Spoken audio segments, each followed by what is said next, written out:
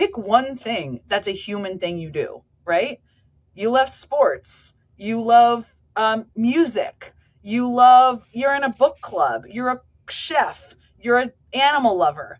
Like, that is, part of that is showing your human side, which Democrats sometimes are fearful of doing. They're always trying to make everybody see how smart they are. I'm just going to observe the fact that Democrats need to be told, hey, have a personality, or like, hey, have a hobby that you communicate feels really like the problem. But Sarah, here's the thing. Democrats, a lot of them were like the student in school who was in the front row raising their hand, right? I know. And Republicans, we were the ones who took those kids and pushed them into lockers. Right. And so we maintained that alpha energy. We don't want people who push people into lockers who are governing states. We want the people who are raising their hands. But we want to know that the person raising their hand, like, also loves soccer or chess or books or whatever.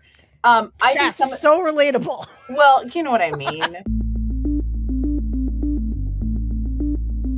Hello, everyone, and welcome to the Focus Group Podcast. I'm Sarah Longwell, publisher of the Bulwark, and this week we are going to lean in to a debate that has been at the heart of the Democrats' recriminations and readjustments since the 2024 election. Did Kamala Harris make a mistake by going on tour with Liz Cheney as her closing argument? Was her campaign too moderate? And did it focus on turning out the wrong people? And what are the lessons Democrats are taking from their loss in 2024 as they work to rebuild a coalition that can win against the current MAGA dominance, which also goes to the heart of what are Democrats doing right now? How can we make things better? So my guest today is Jen Psaki, former Biden White House press secretary, host of Inside with Jen Psaki on MSNBC, and host of their new podcast, The Blueprint with Jen Psaki. Welcome to podcasting, Jen. I love podcasting. First of all, in podcasting, Sarah, I wear jeans and sneakers, which I'm also trying to normalize on sets in Washington, D.C. You and me both, sister.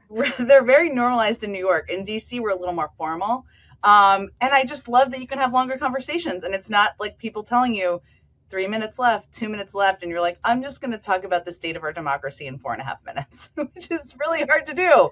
I'm glad you brought that up because people might not realize this. It is an incredibly stressful thing you're trying to have. And this goes to the heart, I think, of why podcasting is taking off. And no offense to the other part of what you do, but I would say that sort of cable is in decline, or just in general, sort of the TV news, because you've got somebody in your ear being like, rap, whatever, as you're trying to have a thoughtful, drawn out, deep conversation. And I think people realize that it's just pretty tough in that environment to say things that are really meaningful and capture the nuance of all the different ways we're thinking about these things. 1,000%. And I think what the rise of podcasting and YouTube and other forms of consumption tells us, though, is it's not that there isn't an appetite for content about politics. I mean, look at what you guys do at the Bulwark and your podcast and what you write. And it's more about how it's being delivered and this like hunger for authenticity, right? Yep. Which I actually think, I mean, you know a lot of the hosts on MSNBC, you know me a little bit, like, it's like, we can do that. It's just taking out some of the over formality of things that makes it feel inaccessible when you're sitting at your couch, you know? So, and, you know, that's why we do all sorts of things. We do the podcast, we do the show, we do YouTube videos, whatever, because you gotta, it's not about, nobody's like, I don't want to hear anything about news or Washington or politics. It's about like how they're getting it. So is that why you started? Like, why did you start a podcast? Like, you've got, you're a rising star at MSNBC. Like, they're giving you the prime slots. And then you're like, but also I'll have a podcast. Wow. Yes. Well, one, I love going on podcasts, and I find that they make me think about things in a different way. And it allows me to have conversations that are even hard for me to do when I'm appearing on other people's shows. Not the fault of the host, but just, it's like, Jen, what is the state of the Democratic Party? And we have to wrap in 90 seconds. And you're like, well, I mean, it's just how it's formatted. Things are bad. Right. Things are in between.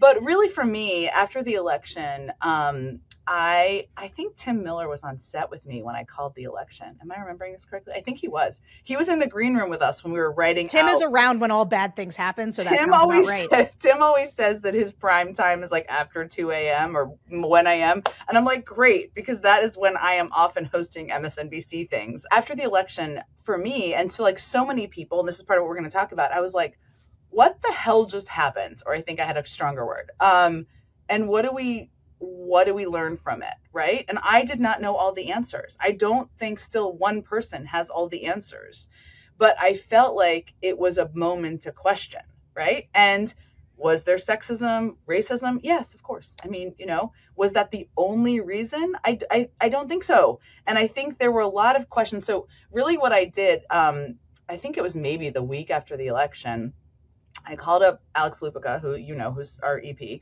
and John Ball, who does our digital stuff, who's great and 24 and young and smart. And I was like, what do you guys think about doing a podcast, right? Where we explore this question of what the heck just happened, but more importantly, what we learned from it.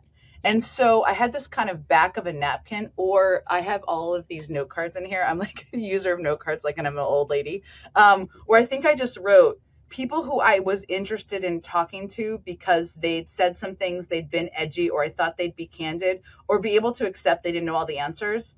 And I was like, let's reach out to them. They all didn't say yes, but a lot of them did. And that's how it ended up. So we did 9 episodes. We're going to relaunch it in the fall. It was only going to be short. It was going to be like 6 episodes. And then we were like, oh, well, we also want to talk to this person. We want to talk to this person. But it was really for me to explore these conversations with people who I think have also thought about it. So it was fun. I mean, some of these conversations go really quickly and you learn as you're going, and that what makes it so enjoyable. And hopefully people listening feel the same way, Well, I'm not going to cry about the fact that I was not one of the people that you invited to talk about this. And instead, all, Sarah, I'm going to pre-book you for the fall. Yeah, you were on my list. But we only had 9 episodes. And that's okay. And I'm the 10th. So I'm the 10th most interesting person. I accept that. I accept that. First of all, I think, as I've told you many times, to the point it's going to become embarrassing, I have a massive non-sexual crush on you because I think you're so smart and amazing. And so, here we are. And to be podcasting on my podcast in the future. Yeah. Well, I can't wait for that.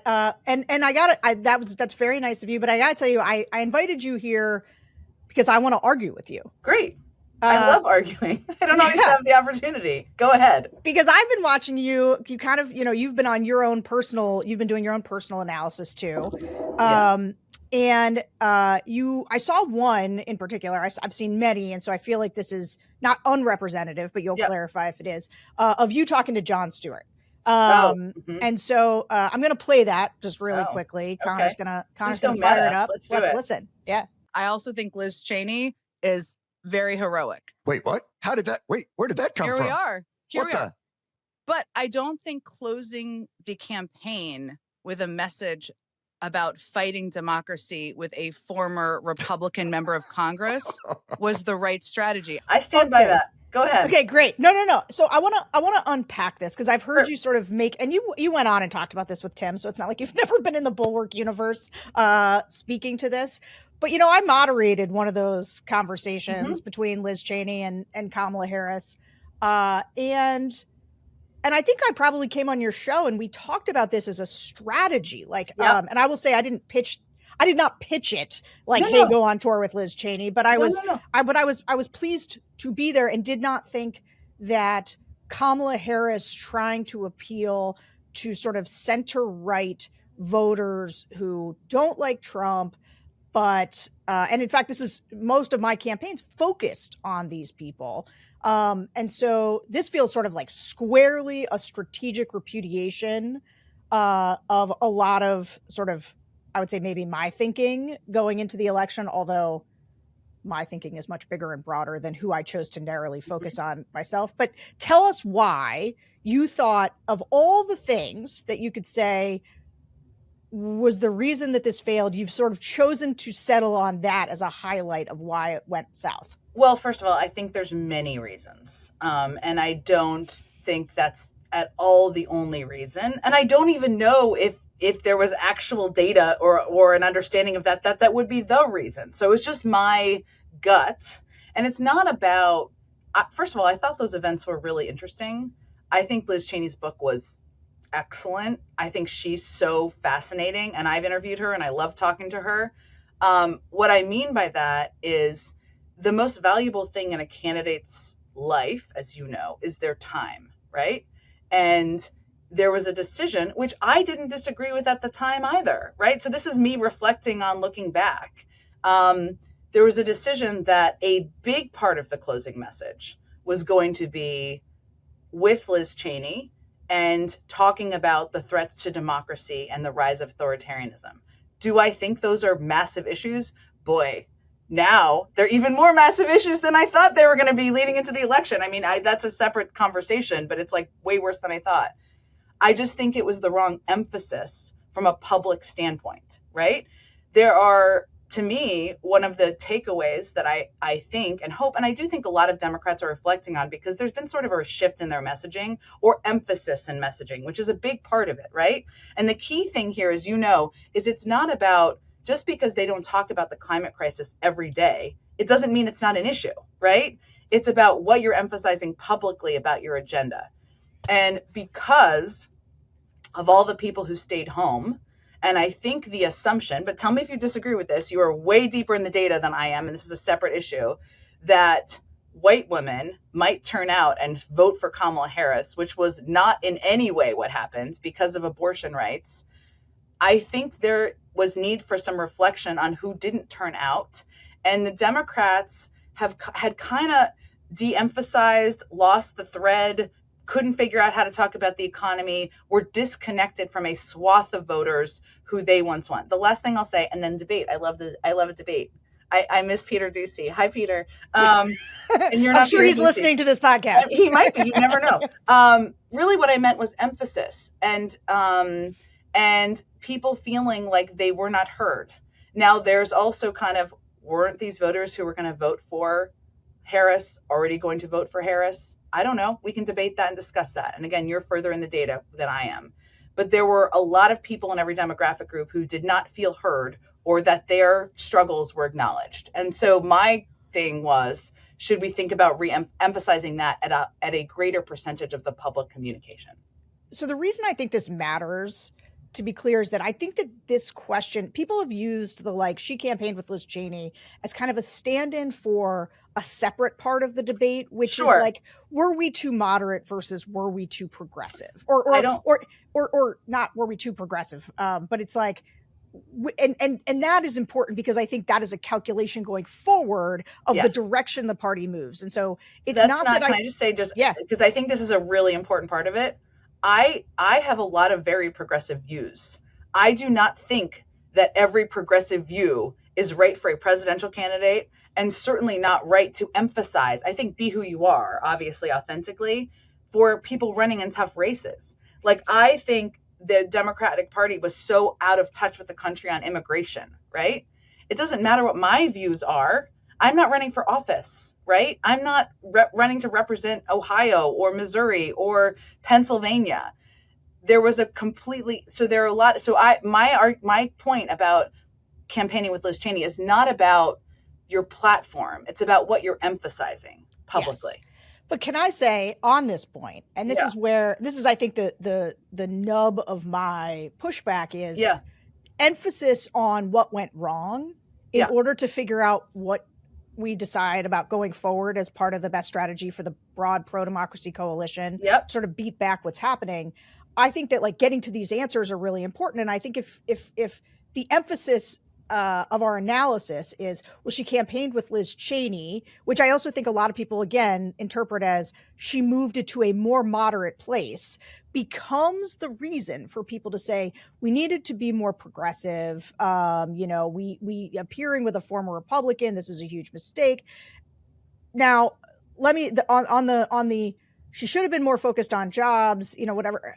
Here's the thing. I think in our analysis, Kamala Harris and how she comported herself over those last 100 days is almost immaterial. It may be. Well, because I think how she campaigned. Yeah. Yeah. I mean, I think taking our lessons from the last 10 days of how she campaigned as whether or not that is like the reason she lost, when I would say ranking above the Liz Cheney thing in terms of, and this gets to in the focus groups, I've literally never heard a person say, I did not vote for Kamala Harris because she campaigned with Liz Cheney. I've heard hundreds and hundreds and hundreds of people talk about Biden's age, his policies, the border, her underutilization, the fact that she was supposed to be in charge of the border. Well, I don't think that, and that doesn't surprise me. I don't think that it turned people. I'm not saying it turned people off. I'm saying that, and maybe she wasn't the right, look, this is not like, I think she campaigned. I think she was far surpassed my expectations of anybody who was going to be put in that position. And she did probably what I would have thought anybody should do at that time. So this is not, but she's not, she is a law and order, she was a law and order candidate in some ways, right? Who emphasized publicly the fight for democracy, a huge issue. But my point is not about being moderate versus progressive. It's also not that like there aren't other issues or that people shouldn't campaign with Republicans. I actually think campaigning with Republicans is good. But my point is about what you're talking about and like what you're emphasizing in terms of the policy issues. That's it. That's my point. And Liz Cheney is a million things that are great. She's also not like an economic messenger, or a healthcare messenger for the majority of the country. I think that's true. And I think this gets to something that is really important, which is the thing about campaigning with Liz Cheney is that because Liz Cheney and Kamala Harris, so I sat there and had this, and one of the things about that made news coming out of our conversation was that Liz Cheney kind of, sort of sided with Kamala a little bit on abortion. Yeah. And Republicans freaked out about it and used it as she's a rhino. And I think Liz was really just making a point about people not having access to life-saving care but it is, Liz Cheney couldn't go on tour with Kamala Harris and say, I endorse her economic strategy. I endorse her. Democracy was basically like this big broader issue was the thing that and the threat of Donald Trump was the thing that bound them. And so it was the only thing to talk about. That being said, I gave an entire TED talk on the fact that democracy was not a good issue. The TED talk was about how Americans don't care about democracy, the word. Like how democracy.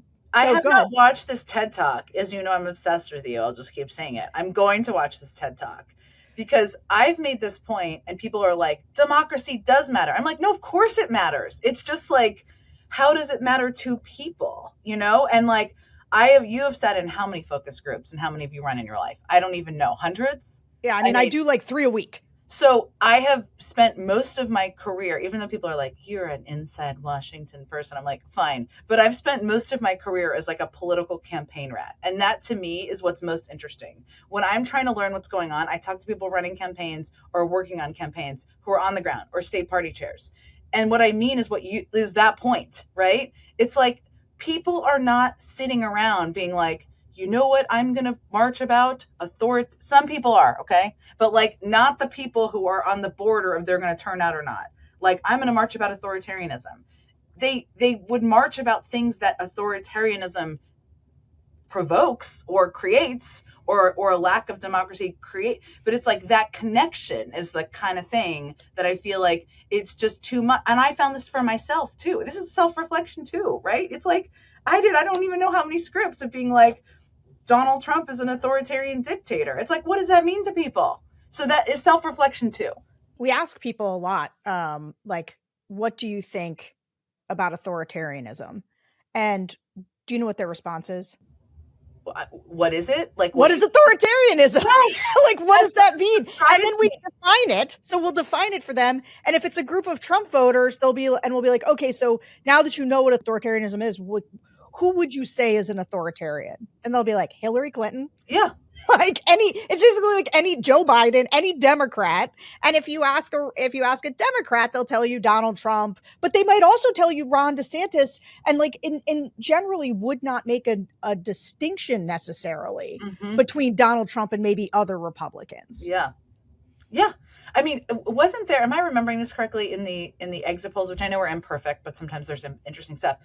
weren't voters sort of split on who is the greater threat to democracy? Well, yes. This is a very Which is not accurate, everyone listening. I'm not, but there's just like a point about the word, right? And the phrasing of it. Well, I was just somewhere and I was talking about this. So I've been doing now the focus groups for over 6 years ish. Ever since I was trying to math now, 3 weeks, 6 years. Yeah, hundreds. Yeah, I mean, I wasn't always doing 3, but like now that I've sort of scaled them, but I've just been doing them for such a long time. And in 2020, I was like, ooh, voters do not care about democracy. Like they're just like, it's just not in there. But then by 2022, so leading into the 2020 election, I would have just said like, people don't care. This is like not a word. Like, and it didn't mean that they didn't, again, like you said, they know democracy by its fruits and not really by its roots. And so like the way that they experience, and they understand that like democracy is just, it's a thing we do here. Yeah. So they understand it in the context of America, which Republicans talk in terms of America,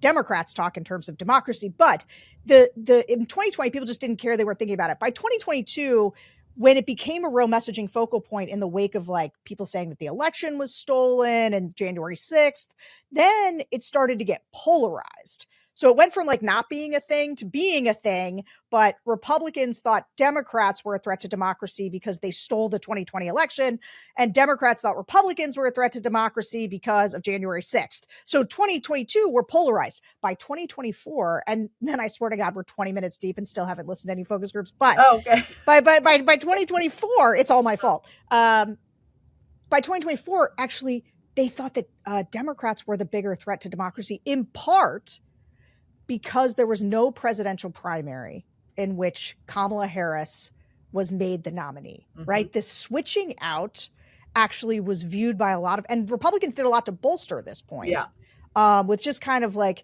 independent-y, swingish voters, that like the lack of a primary was a threat to democracy. And a lot of people, frankly, if they didn't like Kamala Harris, they were annoyed they didn't get like an open choice. And so they saw it that way. And so I would say that, yes, now democracy is just this, it's like a political beanbag, like everything else, polarized like everything else. And you just can't think that when you say democracy, voters are thinking or hearing the same thing you are when you say it. You, whoever you are. Okay, I knew we had to get to focus groups, and that's very. No, it's okay. I was desperate for this conversation. The other thing I've thought a lot about is, and I wrote a book a year ago, and one of the things I wrote a chapter about is like this view by some, and I would put a lot of Democrats in this category, that you need to speak in kind of formal, fancy language in order to impress people, right? And to make people feel you're smart, right? When actually most studies say the opposite is true, right? In that the example I think of in my book is like, I worked at the State Department for a couple of years. It's like there are experts on Kyrgyzstan there, right? How many experts are in America and the Kyrgyzstan? Probably 10, right? Mm-hmm. If you're an expert on that, you can't talk like you have a PhD in Kyrgyzstan. You need to bring people in and open the door to the conversation. And sometimes I think there's this like ivory tower academic way of talking about issues that is you need to untangle from, not because the issue that Democrats do, not because these issues aren't hugely important, like the fight for democracy, which is literally at risk right now. I mean, yes, or the threat of authoritarianism, which is a real thing, but because it sounds like you're defending a PhD thesis, right? Yeah. So that's This show is sponsored by Quince. Vacation season is nearly upon us, and this year I'm treating myself to the luxe upgrades I deserve with Quince's high-quality travel essentials at fair prices. Like lightweight European linen styles from $30, washable silk tops, and comfy lounge sets, with premium luggage options and stylish tote bags to carry it all. The best part? All Quince items are priced 50 to 80% less than similar brands. By partnering directly with top factories, Quince cuts out the cost of the middleman and passes the savings on to us. And Quince only works with factories that use safe, ethical, and responsible manufacturing practices and premium fabrics and finishes. I love that, and I even got my favorite leather jacket from them. For your next trip, treat yourself to the luxe upgrades you deserve from Quince. Go to quince.com/thefocusgroup for 365-day returns plus free shipping on your order. That's QUINCE.com/thefocusgroup to get free shipping and 365-day returns. Quince.com/the focus group. So I also, this is also my fault. We haven't gotten to groups yet because I do, but I also, I want to ask one other thing, just because you were kind of around this stuff. I believe that talking about democracy generally was a mistake, or that people heard from Biden on almost nothing. And then when they did hear from him, it was like this lofty thing about democracy. But here was my bigger beef that I don't hear discussed that often, which is that the Democrats talked a lot about saving democracy, but did not do the things that would actually save democracy. Like what? Like they didn't, like Joe Biden not running again, for one. Well, okay. But I'm sorry, this is where the fight kind of gets real, is I bristle at the notion that somehow Liz Cheney is like, somehow that gets to be the scapegoat. Not that you're scapegoating her, but like she is people's avatar for why Democrats didn't win, as opposed to the insane notion that this guy should run for a second term, when voters were like, is he alive? Is he? I mean, you can hear in these focus groups, people say he's sick all the time. They think he was sick. This won't surprise you, that his age was the biggest issue in any of the weekly polling data that we got at the White House. That's right. Liz Cheney, national hero, give the woman an award. Okay. I'm not, and I think they're avatars, which I think is a really important thing for people to hear. Like, and I've probably done this too. I've got a little self-criticism here. It's like, there's like a shorthanding of like, the Democrats need a Joe Rogan and we should never see Liz Cheney again. And it's like, guys, that's not addressing the issue. And that's not even the root of the problem. Right. Joe Biden, look, there are issues with disinformation. There are issues with media coverage, frankly. I mean, Joe Biden did probably hundreds of events on the economy which weren't covered, right? Should you do different events? Yes, that's on them. You got to be modernizing. But also this fight and battle over democracy that like could loop in Trump and January 6th was edgier for people to cover, right? So it's like, it's hard to gauge, right? I'm not saying the communication strategy was perfect. I just think that's also a factor. Maybe they didn't want to cover it in part because listening to Joe Biden became actively painful. Well, but he was still the president, right? Yeah. So you can debate all the media things. Okay, we're going to get to focus groups. Okay. But the other thing I would say, a Joe Biden of 25 years ago, or 20 years ago, and the way he talks about economic issues and working people was probably more in line. Not exactly. And I have issues with like some of that messaging, which is a little la la landy, and like, we're going to bring back your manufacturing plants. It's like, no, actually, that's probably not going to happen. So like, there needs to be a modernizing of how it's talked about on a policy level. But the man talked about things 20 years ago, 10 years ago, 5 years ago. That was more his comfort place, right? His speeches on democracy, he did care about it, but it's like he'd been writing op-eds on the minimum wage for 60 years, So it's like, I don't know. So why isn't that the critique, though? That version of Joe Biden was just MIA. Well, my point is that it should have been emphasized more. It was more authentically him, right? But that the message everybody was hearing was, this election is about democracy and abortion rights, right? Two issues I care deeply about. Joe Biden was clearly, as a deep Catholic, not as, pro-choice, but like not as comfortable as a lot of people talking about abortion rights, Sure. And so it's like, would it have changed the outcome? I'm not arguing that. I'm just saying, like, the interesting point here is that his message that helped him probably get elected in like 2020 and helped him stay kind of in the fray of being a presidential candidate for decades is actually closer to like Sherrod Brown, than it is to a lot of the democracy speeches that became what he broke through with, Why did people decide to lean in on the democracy messaging? I left in 2022, right? The fall, this May of 2022. There was an appetite, a need, a desire for him to meet the moment as a leader, right? A year away from January 6th, which I think is warranted, right? You're still the president of the United States. People need to hear from you on what needs to happen, how to approach it. He did very much believe that, right? leading into 2022, and I don't know what you think about whether it's a mistake or not. I mean, abortion rights and running on that seem to help prevent the red wave, right? 100%. And probably leaning into democracy as well. Now, there's many reasons for that. It's like because it's a smaller pool of people, the more hardcore voters turn out. People were very pissed, still are, about abortion rights. It's a much larger pool of people running in a presidential who turn out. So I don't know that was wrong. Why he ran on that after that, I don't know. Like, keeping the Democratic Party base on his side, I'm not sure. I think, I don't know. I wasn't part of those conversations. I can see why they happened, right? Because in a lot of polls, as you know, and polls are imperfect, right? I mean, focus groups to me are much more interesting because you hear people actually talking about it. It's like democracy was often like the number one issue, right? But that was, I know. And this but it's like you're reading that and you're like, we got to talk about it, right?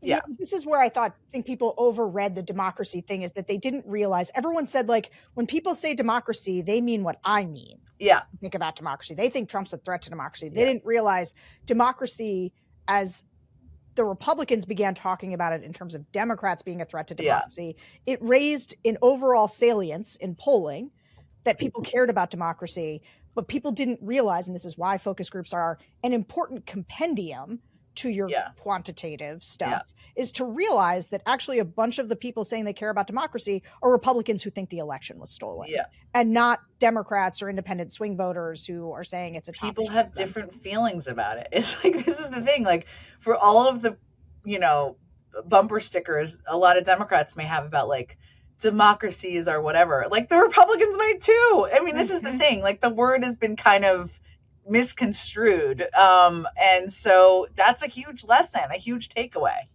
which you knew before the election, but like, it's a huge takeaway now in terms of the use of the word. I would say, and Jen, okay, we are going to listen to some focus groups, and then I'm going to keep asking you other stuff as we go. Love it. You are one of my favorite people to talk to, though. I do. Part of it is, you know why? It just, because if you were going to give me one of my, like, why do I think things lost? I think it was a wild calculation to be so conservative, small c conservative, about media appearances and comms. Like, to me, and this might be that I'm a comms person, and so, hammer, nail, everything, etc. But you're a comms person, and you are a very good communicator in a world of Democrats that I think are not strong communicators. And where I think that this is like the thing Democrats have to figure out, is how they communicate. All right, focus group listeners, have I got a podcast rec for you. In wild times like these, do you ever just want to break the rules?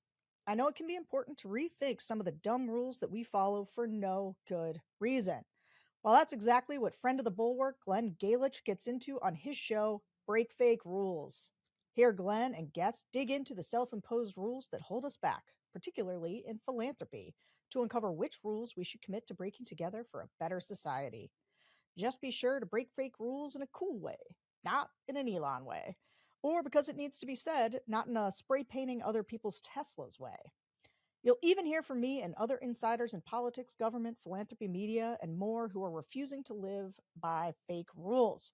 If you've ever wondered why we live by certain rules, or dreamed of what becomes possible when we do things differently, tune into Break Fake Rules. New episodes drop monthly wherever you get your podcasts. Thank you for that. I think it was a factor. I don't think it was as big a factor as you may think it is.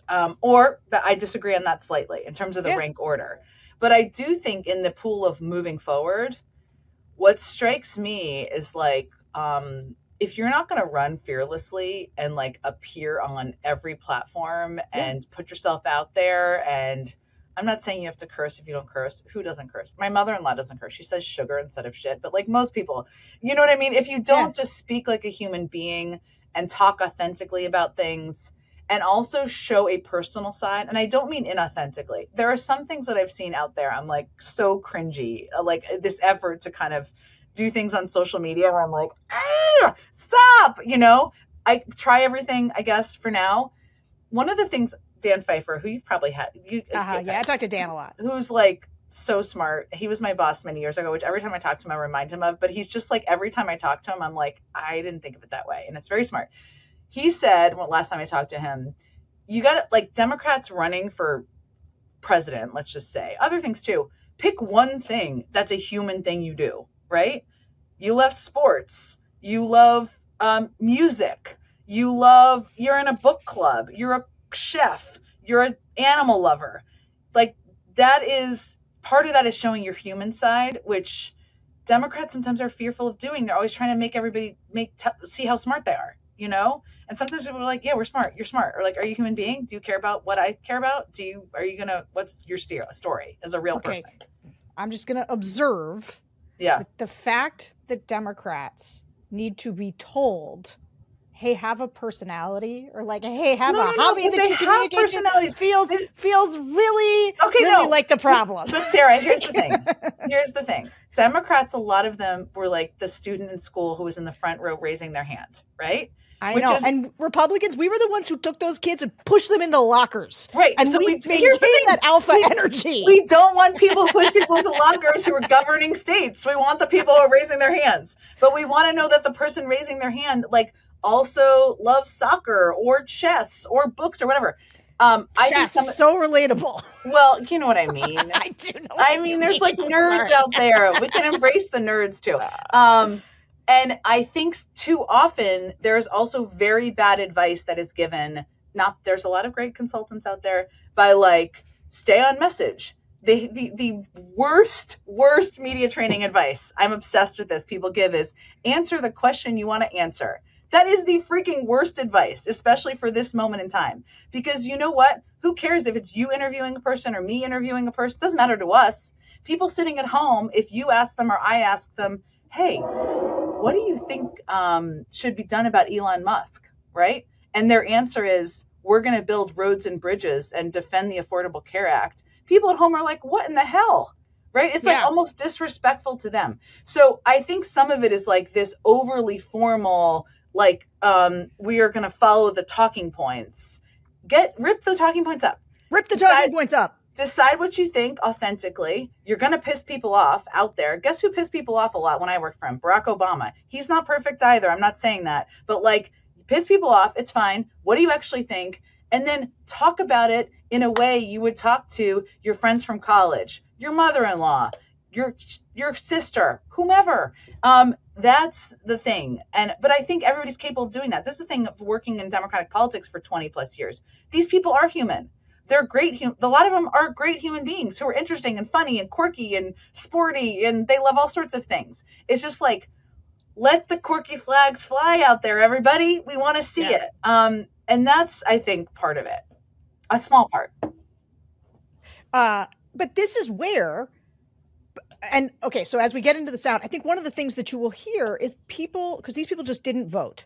Yeah. And one of the things you'll hear is kind of a sense of, I didn't really know Kamala Harris. Yeah. And this is as a communications challenge. I love when you're talking about things that I used to say in media trainings 10, 15 years ago. Because I used to media train people for stuff, and you would say, answer, you know. I totally said it too. Yeah, but it takes interviewing people to be like, that was terrible. Not that you're a terrible person, but like, it's like, that was not good for the audience. It's also for just a different time. It's a different time. The reason that cable news is I think struggling because it has this more formalized environment. People are used to now engaging not just with other people, but also Donald Trump changed the way people were used to interacting with their president, which was constantly and in their faces. And because we have all been hijacked by our phones, right now a whole bunch of people are watching this and they're engaged in a parasocial relationship with us. They feel like they kind of know us. I talk about my kids. I talk about my life. And as a result, people feel like they know you, and they did not feel like they knew Kamala Harris, but they did feel like they knew Donald Trump,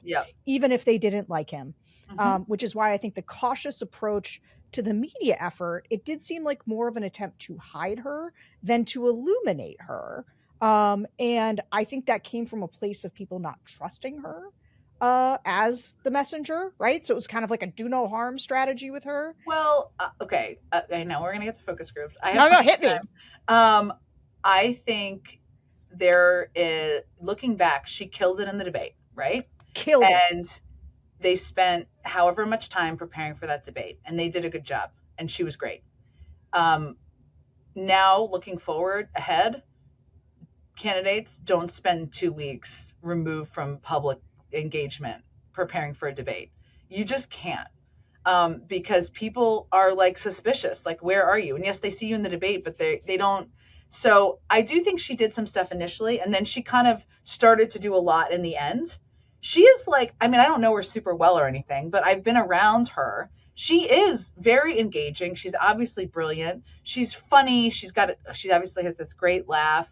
People didn't see all of that. Was it possible to see that in 100 days? I don't know.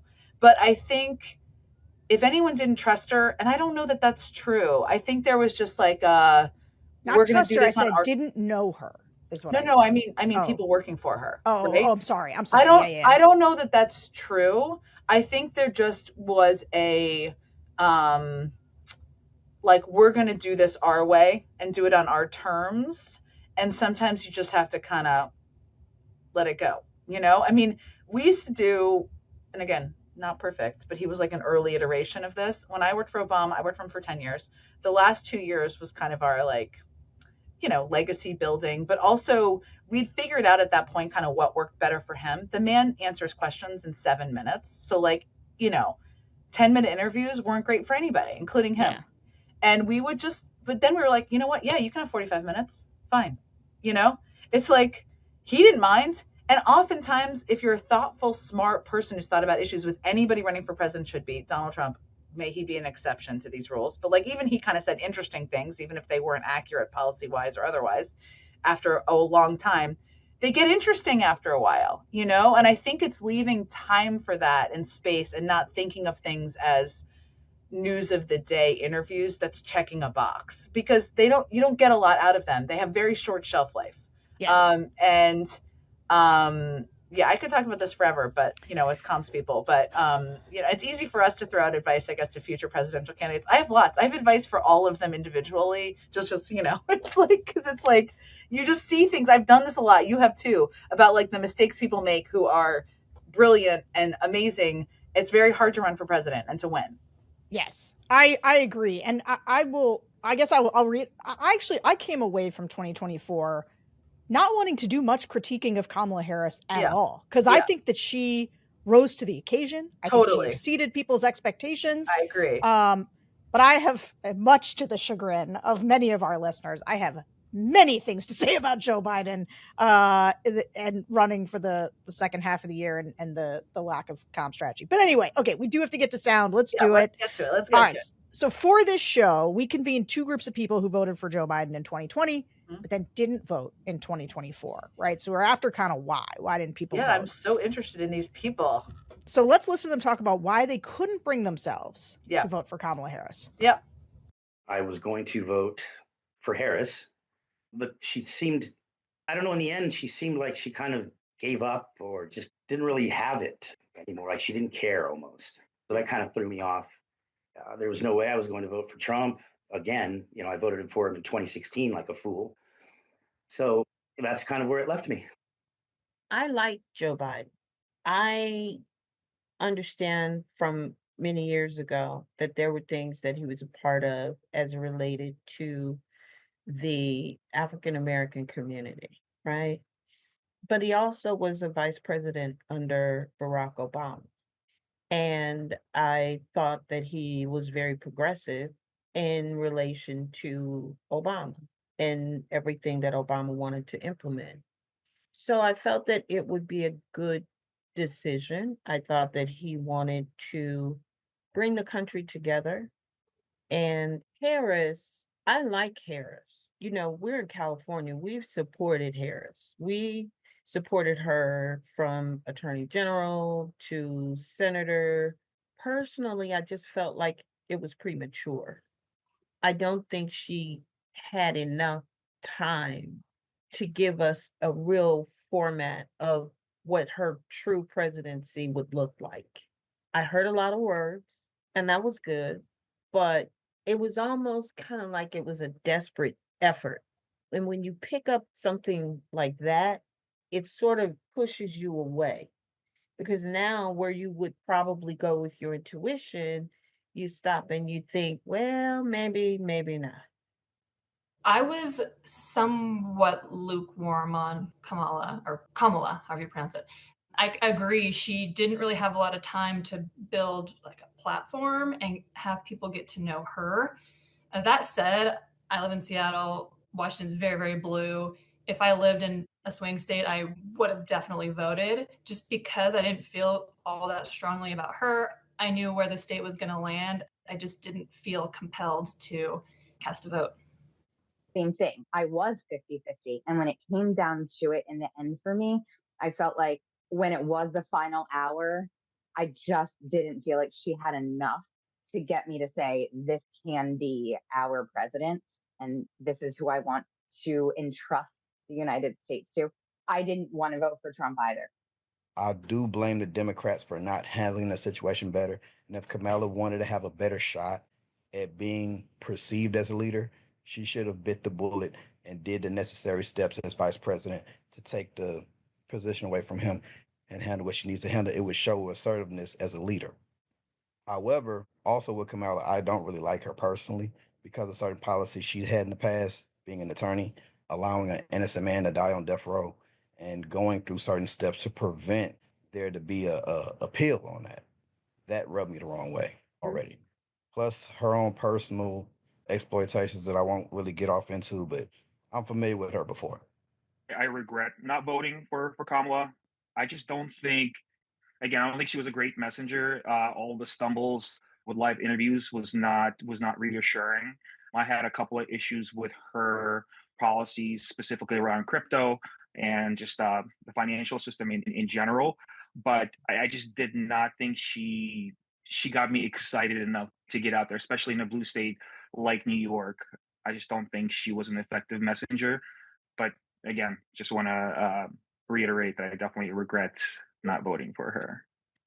I just think, in hindsight, I think she deserved an opportunity. You know, I have voted for Kamala for years.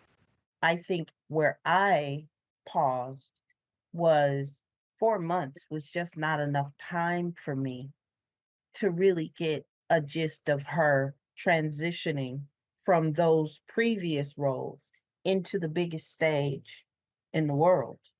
I also agree with the young lady who said that her approach was a little bit gimmicky. I think that was a turnoff for me as well, because here in California, we've always seen her campaigns as very deliberate, very strong, very decisive, and I think she was reaching out to all of these different factions that were not relatable to a lot of voters. And to pull people in, you want to be relatable to everyone, not just a specific demographic. Then with everything going on in Gaza and knowing that neither candidate was going to make a difference and, try to actually put an end to an obvious genocide, I guess that really just hit hard. So, I mean, it was more of like a protest vote for me, so I just withheld my vote. And I think the Democrats did really well with choosing a vice presidential candidate. But, however, that just wasn't enough. And he didn't say enough. Okay. Wow, so much to unpack there. Where do we begin? Where do we begin? I guess I'm just going to throw a couple things at you that I feel like were representative of lots of things that I've heard. And this is where, I don't hear people say anything about Liz Cheney. We've litigated that, but I hear a lot of people, especially Black people, say how annoyed they were at all the celebrities. And gimmicks. But they mean, I think, I now, maybe I'm imposing this on this person, but the gimmicks I think she's talking about, I bet you're reading that as like a Liz Cheney tour, aren't you? Well, I don't know. I'm not sure. Well, I could see that. Well, this is the tricky thing about focus groups is when you impute sometimes onto the people. I would say, having listened to a lot of Black voters especially express this, they thought the Megan Thee Stallion, the celebrity thing was really gimmicky and it really bugged them. In a way in which, I got to say, then when you point that out, you get a lot of Dems being like, oh, what about Elon Musk or whatever, like as a celebrity? And I'm like, different. These are cultural figures that people, God, I remember there was somebody in one of the groups that said, Beyonce ain't paying my bills. And so like, anyway, I don't want to get hung up on that, but tell me just your impressions of what you heard in there that you thought resonated. Yeah. Well, God, I love focus groups because it's like all different reasons, right? There's not always one consistent thread. And that's true of any electorate, which is so important. There's not one reason. Because there's not just one vote. When people say voters believe this, I'm like, well, voters do. I always love that. God bless. I always love that on cable when people like have not been in the country or been in focus groups or worked on campaigns or talking to campaign people, and they're like, voters believe. And I'm like, oh, really? Have you been talking to every voter out there? Yeah, that's great. Things I wrote down, like premature, not enough time, 4 months isn't enough time. Really interesting, because what you don't know, the flip side is, if it had been 8 months, would that have made a difference? If it had been a year, would that have made a difference? It's an unknowable thing. Though that came up a couple times. I wonder, does it come up like regularly, like not time? Constantly? The untested, there was a, sorry, not to, I'll end up talking too much, but the thing that was interesting to me was the people not knowing her was both a liability and an advantage. Yes. It was an advantage in the sense that she got to reintroduce herself to people the way she wanted to.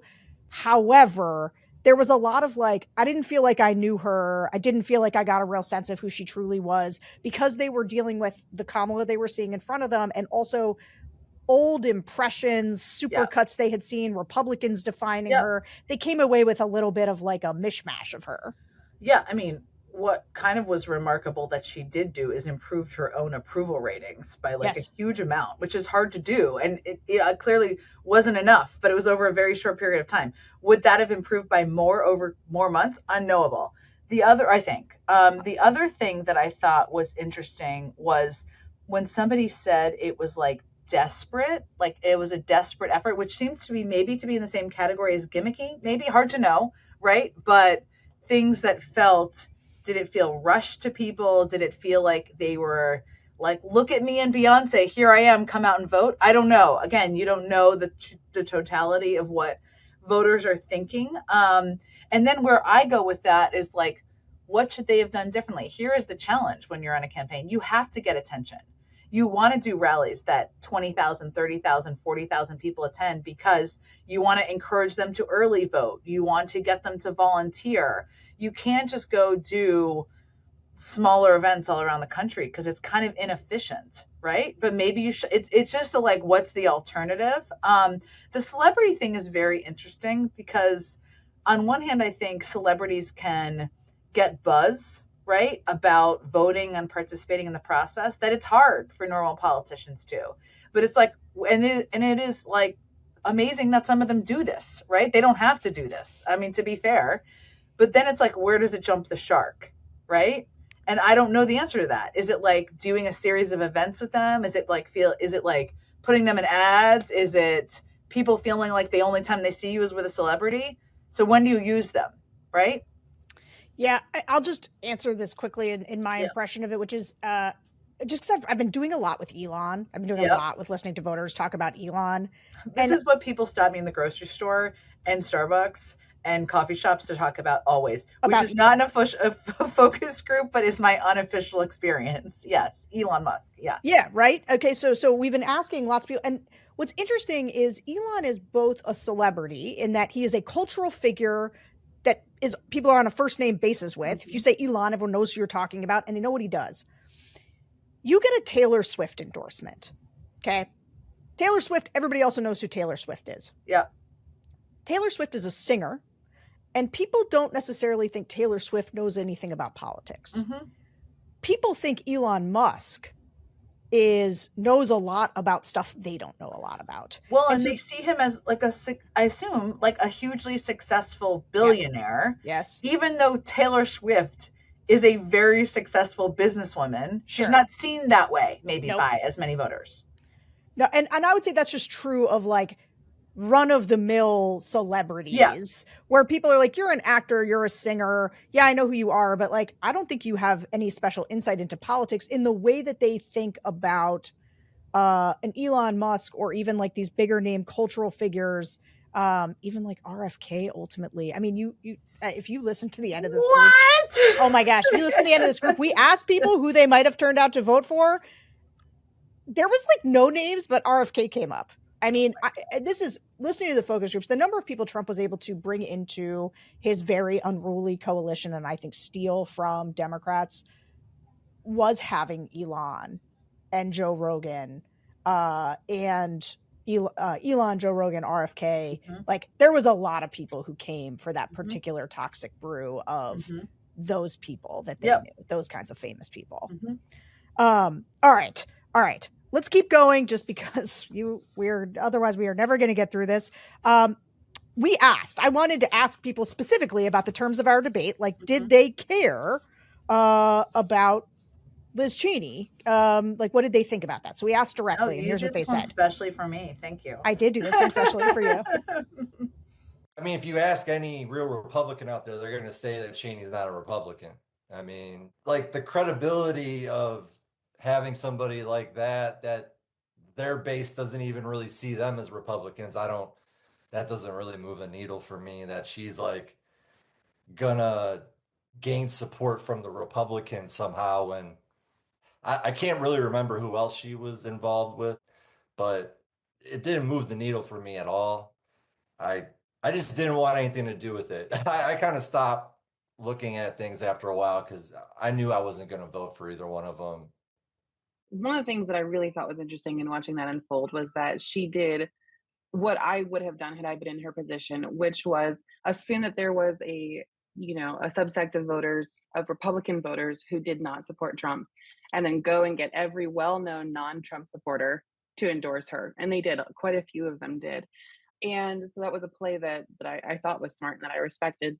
But it wasn't enough to overcome my lack of faith in her as a person and as somebody who, I forget who said it earlier, but pointed out exactly that she has always been appointed to a position prior to being elected vice president. She had never been in an elected role. I also didn't agree with many of her policies. And so despite the fact that it was a move that I thought was smart, it was not enough to overcome voting for her simply to vote against Donald Trump.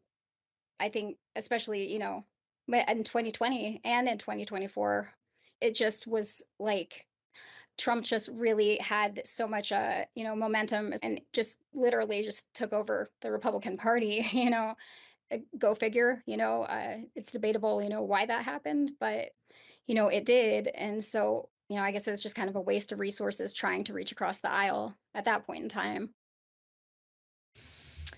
Okay. So, but those were the people who even knew about Liz Cheney. Like we could only include, because lots and lots of the people in the groups just like didn't even really know about it. This is not a hack on Queen Liz Cheney. No, I'm not. This is not my big defend. No. But my point is that time fills with something. It takes away time for other things. That's it. What would you have filled it with? Well, here's where I go back to Harris being, I think one of the most effective topics she talked about passionately was abortion rights. Mm-hmm. Should abortion rights received as much money and funding and emphasis as it did? I care about this issue deeply. I'm honestly not sure, right?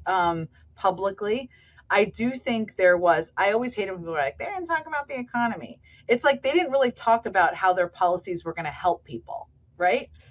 They were talking about defending rights. Hugely important message. But I feel like there was a lack of, these policies are going to help you on healthcare, on the economy, on there's even a climate argument on this. Like I don't know if this is still the case. When I was still in the White House, and even when I worked for Obama, the most effective message on climate was clean air and drinking water, was like a health message, right? My point is, and I wouldn't have done anything differently if I were on the campaign. I'm just saying, like, what do we learn from in the future, right? It's like defense of rights, very powerful message, but maybe took up too much space. And like, what are we actually going to do for you and the things that you're struggling from? Like, I think one of the things, and, I had JB Pritzker on our podcast, and he said, it's like, I asked him, should Democrats have just said things are too expensive at the grocery store, right? And he's like, yeah. They are. Yeah. And I think there was a hesitancy to acknowledge what people were feeling and how you were going to address it. How do you do that in an event? I don't know. I mean, you got to be creative. It's hard to break through on that stuff. I also would just say, oh no, I'm sorry. You can just say, see, if you're just willing to lie overtly, you just say, I'm going to lower prices on day one, and then you'll do it. And then they don't. Yeah. Like when I go to the grocery store, it's like, I live this. When I go to the grocery store, I'm like, Jesus, the cost of eggs is so high. I'm like, this is expensive out there. Right. The other thing, because somebody mentioned this, and I'm not convinced vice presidential candidates, they don't like move the needle typically, but like Tim Walz projected himself onto the ticket for essentially being an effective messenger and talking like real people at hardware stores, right? I don't know how much he comes up in focus groups. I'm not saying this would change it. Not only was there weeks spent prepping for a debate that she killed it in, but he like disappeared completely from the disappeared world for months. And I'm like, that guy, we had him on, as everybody did, several times before he became the nominee. I've talked to him since then. He still talks in a way that isn't right for every Democrat, but I sure think is a good model to kind of play with. That's much more real. So that was like a kind of whirlwind. I don't know what the events would have looked like, but I think there was like an absence of that. Yeah, I mean, if my thesis is that her losing had far less to do with what she did and far more to do with what she didn't do. Yes. Which was the level of cautiousness. Like, you just cannot compete with Trump anymore with regular political stuff. Like, you need an everything, everywhere, all at once strategy. And you picked it, like, the high watermark for the Democrats was the audition period for VP. Oh my God, it was a period of joy. I was like, can we continue the audition period forever? Yeah. I just want to talk to all these people. And I also feel like they need to come out more now. Some of them are out, but like, agree. come out wherever you are, people who want to lead the party and lead the country. I know it's only March, but yeah. But there's a vacuum, and filling the vacuum, sorry, I don't know if you guys remember this, but Donald Trump started running for president the second the 2022 midterms were over, basically. And like, and when everybody was like, he's down and out, but you know what he did? He crowded everybody else out. He got in early. He filled the vacuum. No one else could get in with after him. You want to be the leader of this party? I'm begging all of them to be more ambitious right now. Well, and less risk averse. Less risk averse. Yeah. Yeah. And you know, look, people are like licking their wounds. They're figuring out what they want to say. They're writing books. That's all fine. It's only March. But yes, this is, you know. I don't think there's any such thing as only March when the authoritarians are in the process of taking over. I don't want to give them too much license. I just didn't want to be too harsh. The truth is, I'm like, if anybody has any desire to be a leader in the party, there's no point. Like, do not spend months like planning out your plot.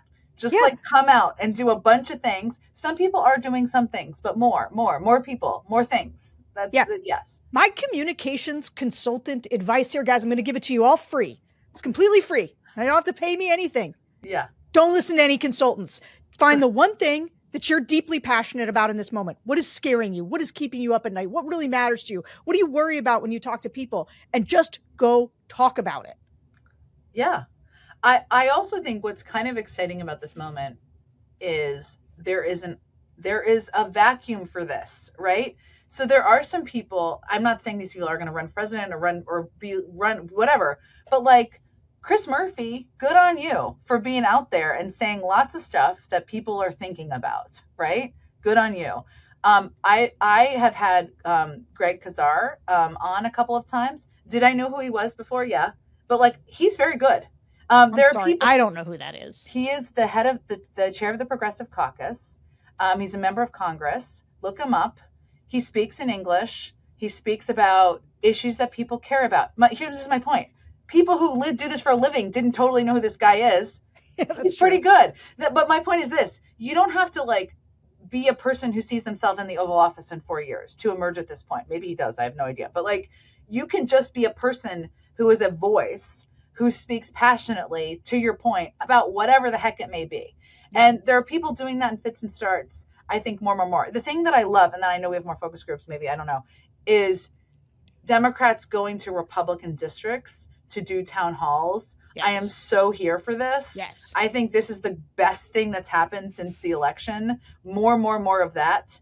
It's great. And look, Jamie Raskin is a pretty liberal guy, right? He went to a red district and did an event a couple of days ago. 900 people showed up. So it's like more of that. It's not scary. They're just people. Maybe they'll ask you tough questions. It's okay. It's okay. Tough questions are okay. See, Yes. we are saying them to each other, and you see how it works is then you respond and you talk like normal human beings. It's funny Yes. when you say that he speaks English. I want to be like, see, I want to sign an executive order that Democrats must speak English. Not English as in English language. I know what you meant. As in I know what you accessible meant. language. Yes. But I demand Democrats speak not like aliens, only to college educated voters, and also just to regular people in regular parlance. Yes. Okay. So I want to move on to, actually don't want to move on, but I'm going to for the sake of this show. Yes. I want to move on to these voters' perceptions of the current Trump administration. Because what was striking to me is how much some of their fears lined up with actually the much maligned Democratic messaging into the run-up of the election, actually, in terms of what we're seeing right now. Let's listen. Mm-hmm. What I do like is that this administration exposed how weak and outdated the Democratic Party is, and how weak their messaging is, and how the old guard is basically ineffective in today's politics. I mean, someone said this a few weeks ago, and I think it really hits a point. Democrats bring a lollipop to a knife fight. That's what it feels like when you see Schumer chanting outside of a USAID building and changing his chant halfway through. It's so cringe. It's so weak. It really exposed how these legacy leaders in both the House, Senate, and just the entire party, they're just so ineffective and just fail to address the moment. But on the flip side, you see, I mean, unfortunately, Bernie is so old that there's not much of a future for him. But him and AOC, I mean, they're the real leaders of the party. And you see the pushback on Schumer. You see Democrats, I think, really starting to take a harder look at themselves. January 6th stands strong in my own personal view of Donald Trump. He threatened his own vice president when he didn't win the election, and when his vice president stood up to him to safeguard our processes. And we elected him as a country again. And I'm shaking. I can't get beyond that. This is the kind of person he is. I think that he will try to go for a third term. And I think that he is laying the foundation right now to get the people to believe that he can and that he should. And those are my big concerns. And what I don't like is, again, there's a laundry list of things that he's been doing. It feels like a victory lap at this point. You guys can't do to me what you thought you could. I got convicted, still won. I'm going to do every and anything I can to go after my political opponents. The young man who just got arrested, the student, I can't remember his name, but as it refers to what's going on in Gaza, he was a green card holder, I believe, and he still was detained and is about to be deported, even though he's technically legally in this country, and they haven't spoken on exactly what his crime was. Well, they said there was no crime committed, but he still was arrested. It's like a witch hunt now. He's going after every and anybody, and that's scary when the executive branch is pretty much saying judicial and legislative have no say over me. I'm going to do what I want, and until you can stop me, I'm going to keep going. I won't say certain things on here, but it seems like it's a powder keg. It's brewing right now. I do fear the third term problem. I think that was, something that, I mean, it's been talked about, since he was president the first time. I'm big into pro-military. I like the way they're going about things. I believe everybody has a role in the military. I don't believe, that like transgender people don't have a role in the military. They do. Everybody does. So those are the two things. I got a laundry list. I'm not going to go through it, but one of the major things is I'm very pro-Ukraine. I grew up with Ukrainian people. The way he has handled it, I got very upset. I've been following this all very closely. I've even tried to help with people I know at the DoD to help find missing kids in Ukraine. I mean, it hits really close to home, but I mean, other than that, it seems like he looks at Putin as more of an ally in leadership than he does our actual allies that we've been allies with since World War II or even before then. The tariffs, it's just going to make all of us pay more money. And you know what? To his people that is in his circle, they don't care because they're all billionaires. I think I read something that said like the cabinet or the people he's appointed, the most billionaires ever in an administration. So I mean, all these people, they can afford to pay $5, $6, $8 extra for a carton of eggs or whatever. January 6th, that hurt me even worse. I pledge allegiance to uphold the Constitution of this United States of America. And, you know, that was a disgusting day for me. And having to go to work that day and just having to see it. I hated the guy, but until that point, I would almost wish bad things upon him. That's all. Jen, those people didn't vote. Those people didn't vote. They're shaking with anger. January 6th was disgusting. And this is, to me, as I've tried to really dig on, like, what did I miss or what did I get wrong in my analysis? I do think that when I would hear people who the double haters were like, that was my wheelhouse. I was living with the double haters. Yeah. They really did. Their expression of rages at Donald Trump was always, it sounded like this. Mm-hmm. And I always kind of assumed that when push came to shove, these people would break for Harris. Yep. And they didn't. Yep. They didn't turn out. So, but to me, and this is the question I want to ask you as kind of the last big conversation we're going to have, which is, all right, so we've settled our previous conversation and now we're looking forward. I would say that part of me not thinking that Kamala Harris was to blame. I think there was a vote against her that was sort of like just the entire Democratic Party, people feeling like they were ineffectual, kind of weak and woke was like the general themes of stuff that we heard. What do you think about Dems right now? What are we doing? What's happening? Schumer got brought up here. Okay. I would say it's a work in progress is my most generous. Very diplomatic. But no, look, I have, here's the thing. Leadership is about meeting the moment in time, right? And the explanation, I don't know did you read the Schumer interview that he did about a week ago? So I read it. I read his op-ed. I read which interview? He did an interview with the Times. I think it came out last Saturday, like 9 days ago. In it, one, he refers to how people in his party are learning how to engage on the social media. Oh, the social media. Everything you need to know. Mm-hmm. He also referenced in the same answer how people had given him numbers, so he knew it was doing well, which, as you know, anybody can go on any social media platform and see how much any video, anything is spreading. Mm-hmm. And he also basically answered the question of why should you be the one leading the Democratic Party or leading them right now is because he's done it for a long time. Mm-hmm.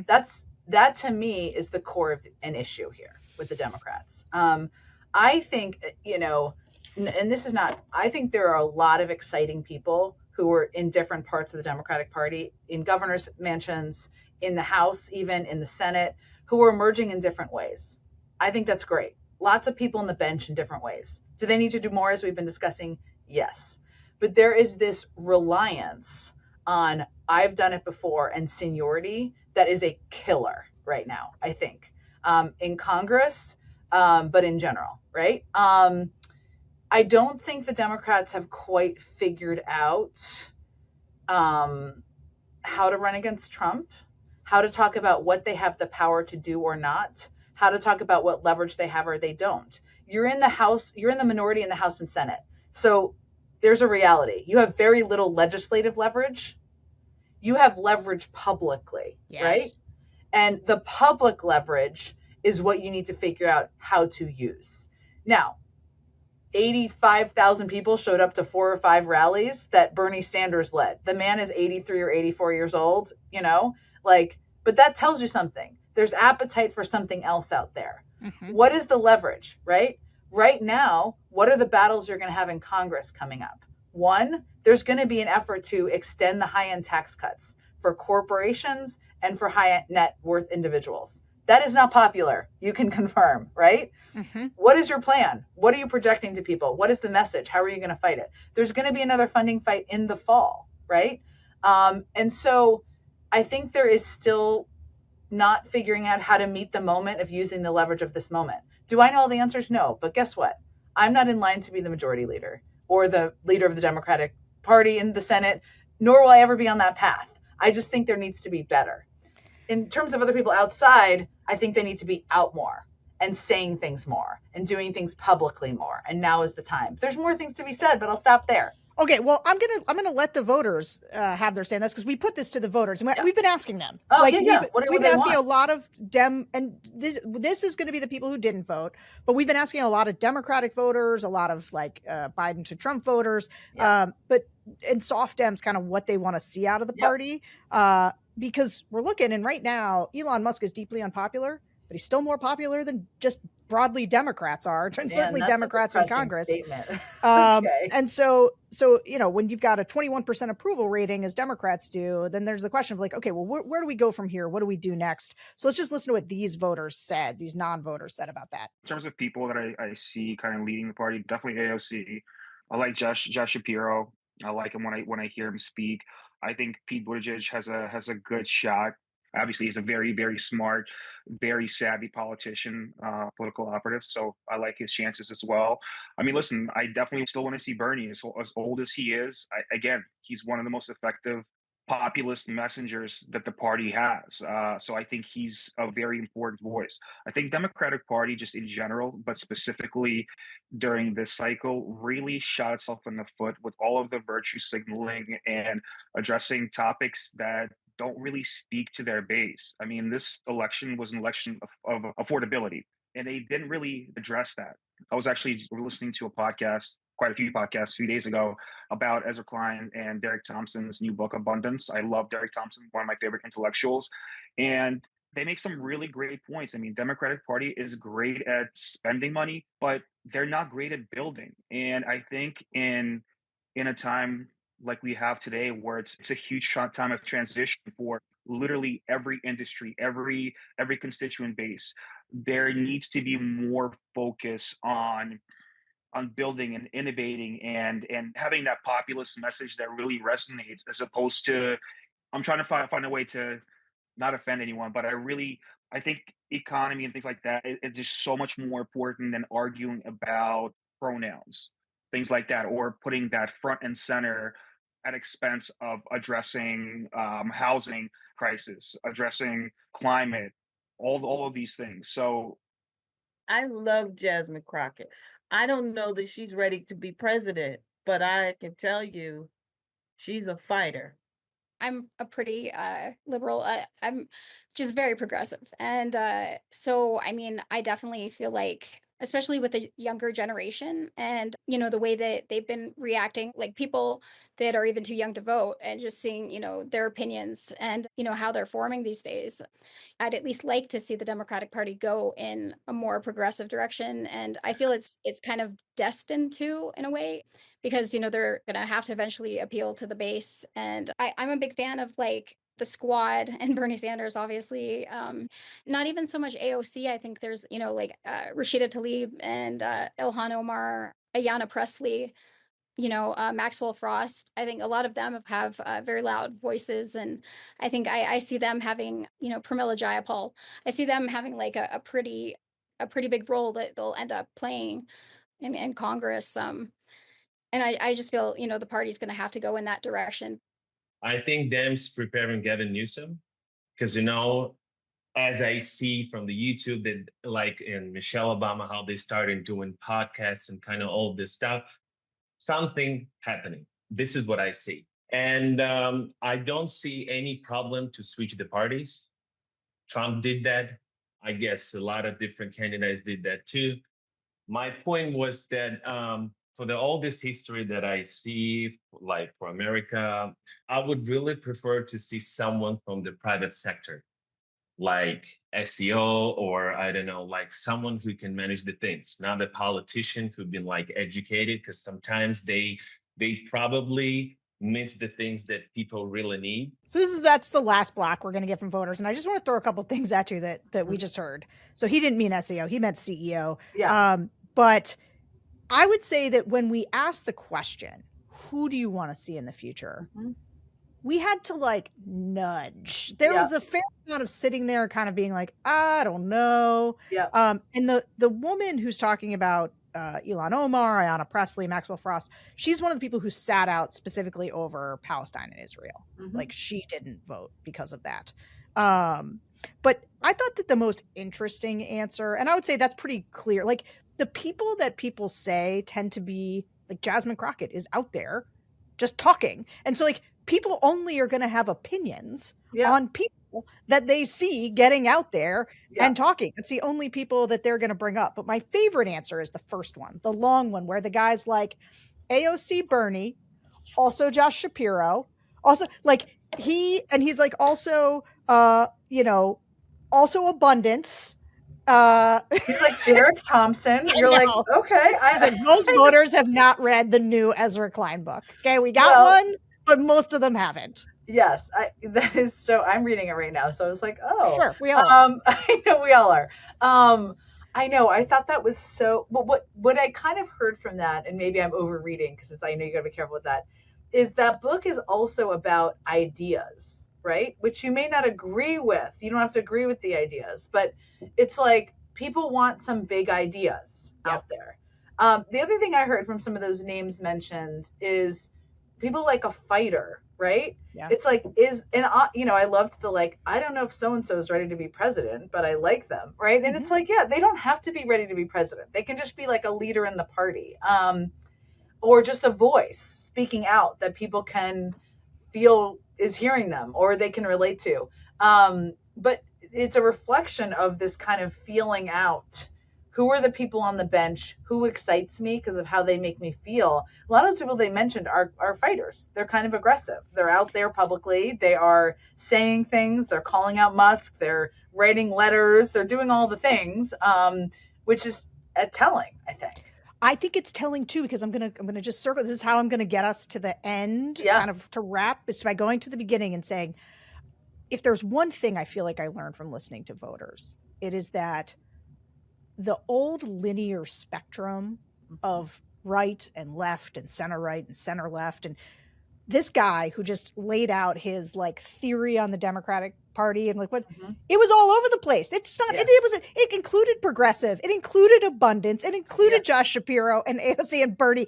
Like the point is who is out there talking to people and giving them a frame to lean on to sort through this stuff, which is why the answer is not to me is like, get out there, guys, get out there and say something. Like that's what people look for. Yes, fighter, but also just like put stuff on the table. Like now we're far away from an election. Now's the time to experiment. Now's the time to try. Totally. Throw stuff out there. Throw out some big ideas. They don't have to have a branded name, by the way. Let me just say that. Like, I don't like branded named things like the Opportunity Agenda, which had a lot of good stuff in it. But like, it can what does that mean? It's meaningless. Oh, no, that's what I mean. I mean, like, go out there and be like, every person who's in the sandwich generation should get $5,000 tax credit if that's your idea, right? Go out there and say Elon Musk should be subpoenaed if the Democrats win back the House. I don't know, whatever the hell your views are. There's like, have something to say, right? Yes. The other thing I hear all the time, and I don't have focus groups, but just is like, I want to know, it's like people are tired of Democrats just attacking. They like a fighter, but they want to know what they can do about it and what the solutions are.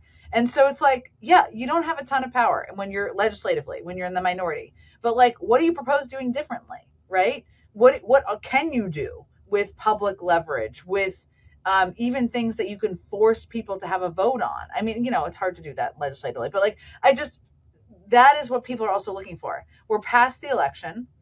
Yes, you can attack Trump, but it's got to be more than that. Right? It's got to be more than this is terrible for our democracy. It has to be like, what are you doing about it? What are your solutions? People want to see themselves in the thing that you're saying. That's why when Trump says America first isn't just a slogan. It's a it's a statement of priorities. Yeah. And so people can see themselves in that. If America is first, that means I, as an American, am first. If democracy is first, I can't quite see myself in that because it's abstract. And so I think that every Democrat, no matter what they're talking about, and again, this is not sort of the pivot, the whatever, but like working people should be centered on that, because working people, everyone's like, I'm a person and I work. Like that feels like he's talking about me. Oh, good. Right. I would like policies that seek to address the needs of working people. Mm-hmm. And so I don't know. Anyway, I'm not here to, we're not trying to pinpoint all of the messaging things. I just, no, I would, okay. I know we're going to wrap in a second here, but like, I'm betting you would agree with this. I feel like there has been a missed opportunity on Social Security over and over again over the last couple of weeks. You had what Trump said in the joint address. Were people talking about a little bit, but not in a way that massively broke through or was coordinated? I know they did Medicaid, but Social Security. Howard Lutnick, the Commerce Secretary, is saying people won't, my mother-in-law wouldn't mind if her check was first of all, why is the mother-in-law of a billionaire like not like relying on Social Security? She probably isn't. But that, to me, there are things like that are gifts because they're so terrible by the Trump and Elon Musk people that like I feel like are just not being taken advantage of and could universally be heard. I have a strong theory on this, which is that I think that people are fighting the last battle. And as people are sort of trying to seek lessons, like many of us are, right? They've come to the idea that #resist was bad. And so they don't want to just #resist now, but that's leading them to sort of the paralysis of analysis where everybody's sort of caught in trying to figure it out instead of going out there and just being like, it's like, they're like, well, we overreacted last time, so we don't want to overreact this time. And I'm like, guys, this time is different. Like the first time he was surrounded by people who were holding him back, it was still scary. And a bunch of stuff did break loose. Like I feel right and vindicated about everything we said about Trump and everything we predicted about him. It is happening right now. And I'm sorry, like if you can't find, it's not just good messaging. It's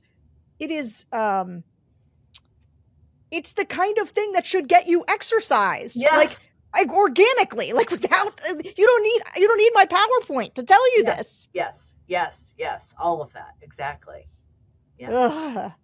All right, Jen. All right. I mean, first of all, I just have to say one more thing is that I don't think I've seen you since you did the podcast with Kellyanne Conway. Oh my God. To be fair, it wasn't with Kellyanne Conway. No, there was like 11 people. Times Steelbook, and there was a million of us on that panel.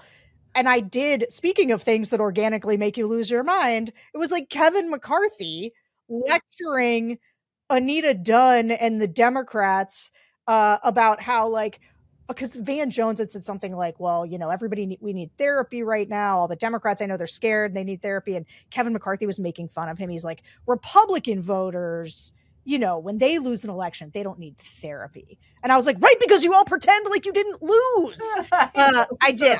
But Kellyanne Conway was sitting so close to me, and she was just muttering at me the whole time. She was mad at me. You could tell there was something going on in the vibe there that I was listening, like, what's going on here? Anyway, as an aside, as an aside, do you want to know something really quick though that is fine for our listeners?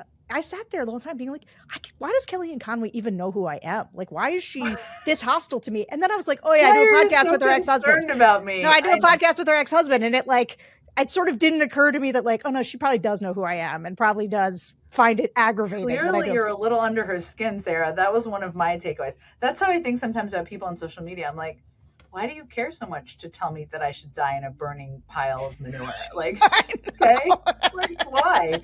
Why are you spending time on it? But who knows? Anyway,